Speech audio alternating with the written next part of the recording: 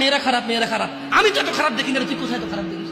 আমি তো দেখি তুই তুই বেটা টেনে পড়িস মাত্র, তোকে আমি ছোট করে দেখছি না বেটা।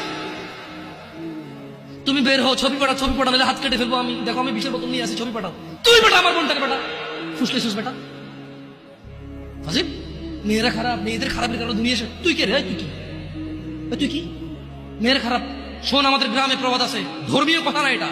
এখন যেটা বলছি এটা প্রবাদ, এটা ধর্মীয় কথা না। কোনো মেয়ের দেখবেন হাঁটুর উপরে কাপড় ওঠে আর নামে না বেটা। তুই উঠেছিস হাঁটুর উপরে কাপড়, ও উঠায়নি।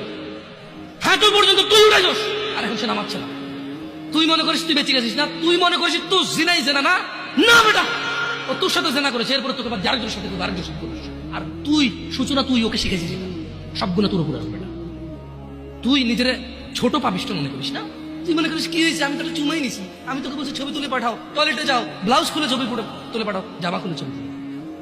বেটা ফাজিল, আল্লাহ তোকে হৃদায়ত দিকে। আমি ভয় পা, ভয় পা, আল্লাহকে ভয় পা ছোট ভাই আমার। সবাই বুড়া হয়ে মরে না, বহু মানুষ যৌবন্ত অবস্থা মরে যায়। ছোট ভাই আমার, তোর ঘরেও বোন আছে, ভয় পা, আল্লাহকে ভয় পা। তুই এত বড় অপরাধে লিপ্ত হইস না।